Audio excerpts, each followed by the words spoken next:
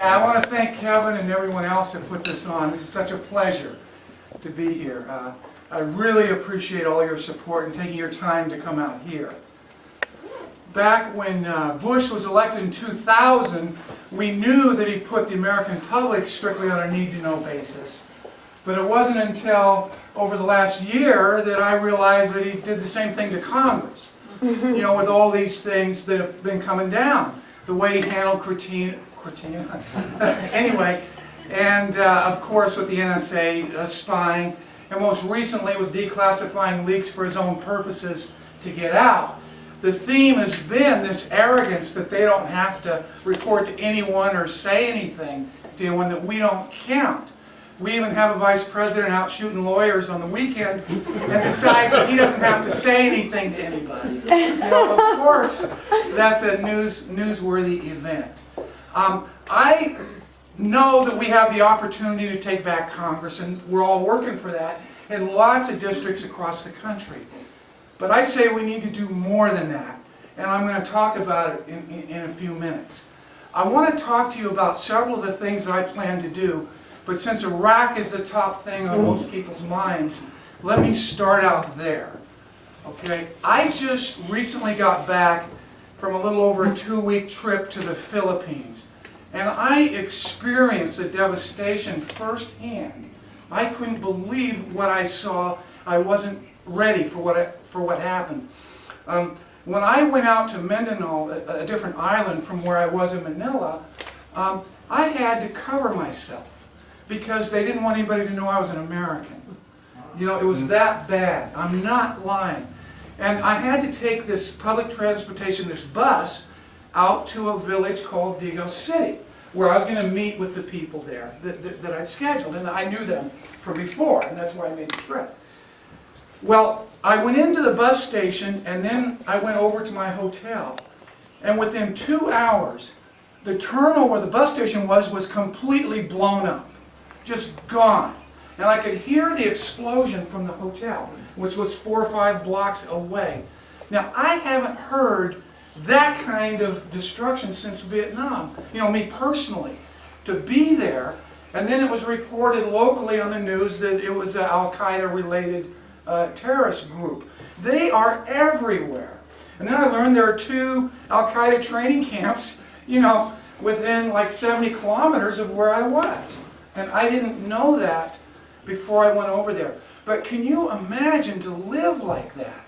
It isn't just in Baghdad, it's all over the place.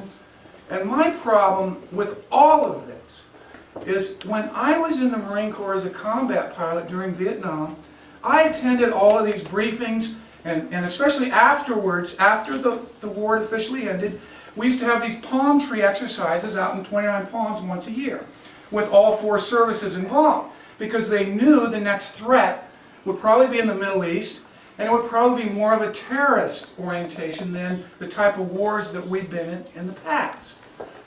And when I think back on those briefings and everything that they taught us, these neocons and the moron Bush and the White House have done just the opposite of everything that they learned.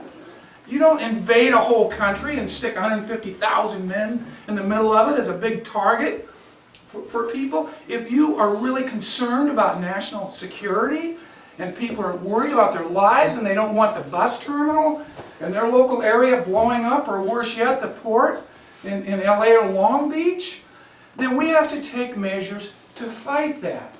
Invading a sovereign country didn't do anything, it made it worse. And I think we all know that.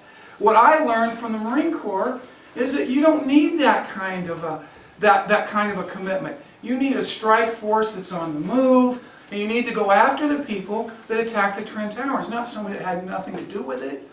There are lots of bad rulers all over the world, and we know that. We can't go invading every one of them and take on their situation. So anyway, I could go on and on and on about that, but I feel so emotional because I heard this once back in 1968 where they said, you can't pull out now because if you do, the North Vietnamese will take over the whole country. So 22,000 more lives, and then they do exactly that, right? And then the North Vietnamese didn't meet any of the treaty agreements anyway. and we just lost it all. The writing is on the wall. It was a mistake. You know, we've got to clear it up. But make no mistake about it, I am not soft on national defense. I'm very strong on it. I want people to be protected. I want freedom all over the world, just like everyone else. But I want to do something that makes sense. And I think we should redeploy from Iraq as fast as we can, get most of them home, but I would want those strike forces and finish it with Al-Qaeda. Stop them from doing these things in Indonesia and the Philippines, because it is going to be in the United States, and we know it. That's the one part of their whole argument that I agree with about keeping the fight away from our borders. But we need those resources. This is the most sophisticated supply line in the history of mankind. $1.5 billion a week? At 9,000 miles we're moving supplies and materials, and who knows how much corruption is going on in the middle of all that. How much of our money, and then the money is even off budget, so we don't even, it's not even considered tracked. Now here's my problem, and what I talked about earlier was that we need more than to take over Congress. We need leaders in there that will stand up and represent us. Now, our Democratic leaders have not been doing that. Who has been standing up and saying it? Nobody. If this were a corporation, even if you accepted the Bush plan, which none of us do, but even if you did, the least the Democrats should do is be hauling in Condoleezza Rice every month and drilling her on these numbers and the progress they're making. And, hey, you said these were the milestones? They haven't met any of them, right? All these battalions that were going to be trained, and we're going to be able to pull out, and all these things, none of it has happened. And it's our fault, too. We don't have a Congress where people will stand up and say it. And if the Republicans still have control of Congress, they could have been holding press conferences. They could be speaking out on this. Finally, Murtha did, but before that, there was no, and we have a lot of Democratic people in Congress that are so afraid of losing their next election that they don't have the courage to stand up and say what needs to be said. And we all know that. And we need somebody that doesn't care about winning the next election. Not if it means compromising your values.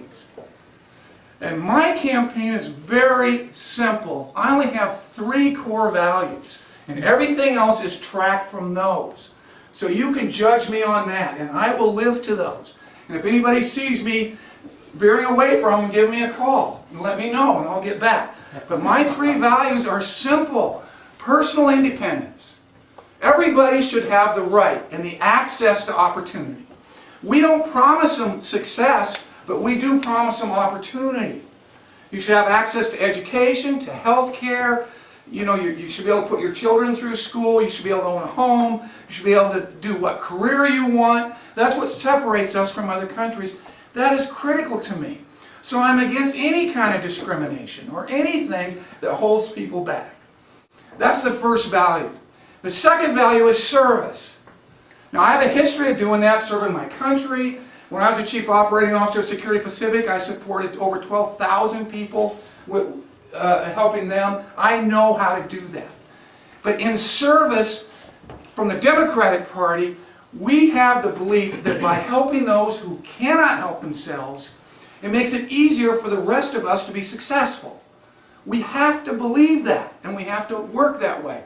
I always remember the quotation from Henry Ford in the early 1900s, when his financial advisors told him that he was paying his people too much. You know, he says your competitors are paying less. And Henry Ford's comment was, no, I'm going to pay my people enough money to buy my cars. You know, he understood. He understood that it was important here in America. You know, these corporations just see us as another market. They don't care. If they can make $1 more a unit from China, we've already seen they'll do it if you let corporations take over.